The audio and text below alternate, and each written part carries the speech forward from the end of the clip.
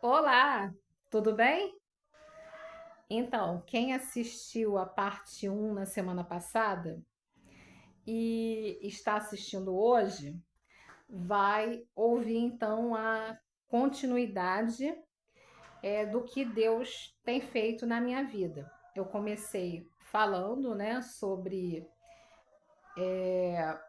alguns sintomas que eu estava sentindo que não eram específicos, nada relacionado ao câncer ou que poderia me fazer pensar que eu estivesse com câncer, e até mesmo os médicos, né, não desconfiaram, mas sim relacionavam à crise de vesícula por conta de cálculos que eu tenho, ainda tenho, porque a vesícula não saiu, tá? Ela tá aqui ainda,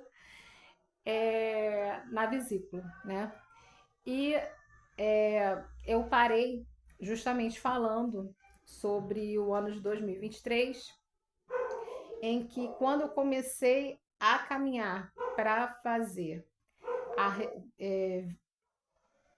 retirada, né, a cirurgia de retirada da vesícula, eu fiz, então já estava na época de fazer o exame anual do preventivo contra o câncer de colo de útero, né? Então eu passei pela ginecologista e ela, além do preventivo, né, do Papa Nicolau, a histologia, ela também pediu uma ultrassonografia abdominal total. Se você está assistindo esse primeiro vídeo hoje, dá uma olhadinha no meu vídeo anterior para você entender como foi que eu cheguei até aqui, tá bom? E prosseguindo, né? Quando eu peguei o resultado desses exames, a ginecologista então viu que o preventivo ele estava normal, tá?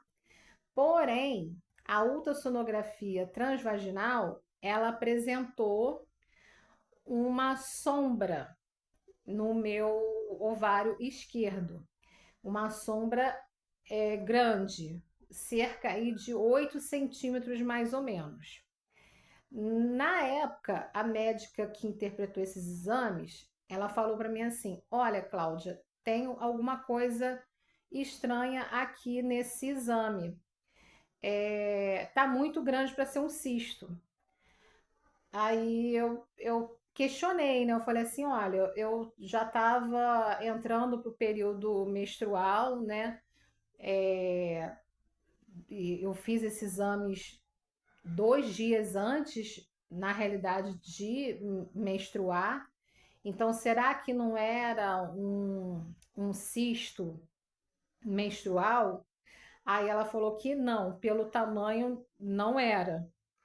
Só que ela não, assim, frisou para mim: olha, a gente precisa investigar isso, vamos fazer uma tomografia ou uma ressonância, sabe? Ela não deu, assim, um alerta mesmo para aquela situação. E eu também, embora eu tenha, né, pela misericórdia de Deus, conhecimento em fisiologia, como o que me incomodava era a vesícula e o que os médicos todos estavam ali, né, em consonância, falando que eu tinha que fazer a retirada da vesícula, então eu fui correr atrás disso e acabei deixando de lado essa questão daquela sombra que estava ali. Até porque os sintomas que eu sentia não tinha assim, aparentemente relação com essa área ginecológica, vocês me entendem? Eu não tinha nenhuma alteração na questão menstrual, eu não estava sentindo dores ali nessa região, né, de baixo ventre ou pélvica. É, assim, eu realmente estava bem preocupada com a questão da vesícula.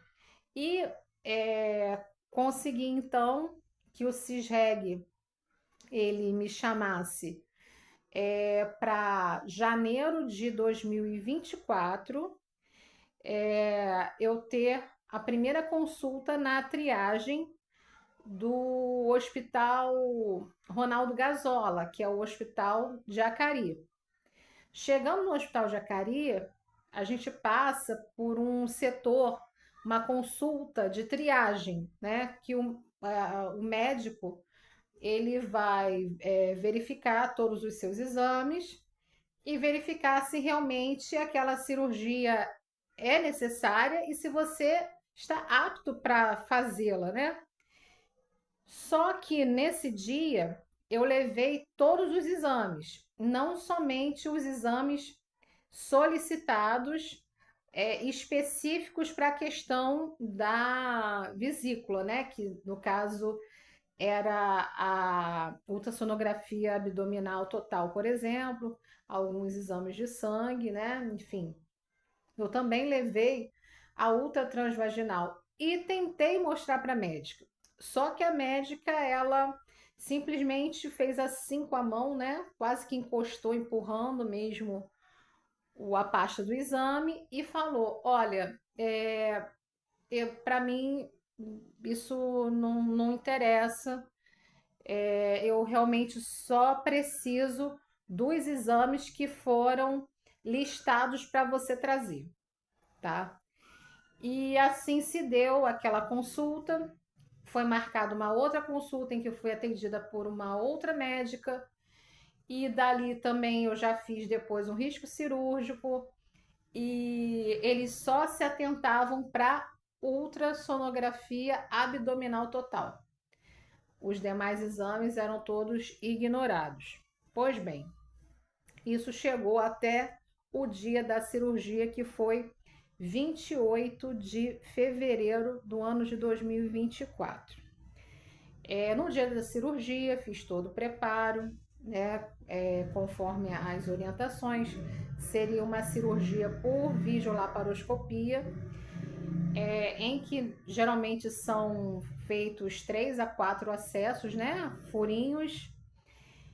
A vesícula, para quem não sabe, ela anatomicamente está localizada no abdômen superior, né? Assim, do lado direito, uma região aqui um pouco mais à frente das costelas, né? Das costelas flutuantes aqui. E quando eu fiz a anestesia e entrei para o centro cirúrgico, voltei, que eu me recuperei da anestesia. Eu olhei então para o tipo de curativo que tinham feito. O curativo era o curativo único, somente no centro do meu abdômen, na região do umbigo. Ou seja, não retiraram a minha vesícula, porque a minha vesícula, como eu falei, fica do lado direito, não tinha nenhum acesso do lado direito.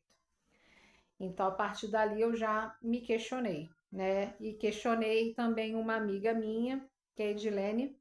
Beijo, Edilene, que me acompanhou durante todo esse processo aí, me dando um apoio fora de série, não só apoio espiritual, psicológico, mas também presencial, né? Ela esteve presente durante todo o processo. E não foi diferente, né? Nesse dia ela estava lá e ela falou também que nunca tinha visto uma retirada de vesícula daquela forma, né? Então a gente já se questionou do que poderia ter acontecido. Mas para vocês saberem o que aconteceu, eu só vou conseguir contar no próximo vídeo, tá? Por hoje, eu lembro a vocês que Deus é bom em todo o tempo. Em todo o tempo, Deus é bom. Um beijo para vocês. Tchau, tchau.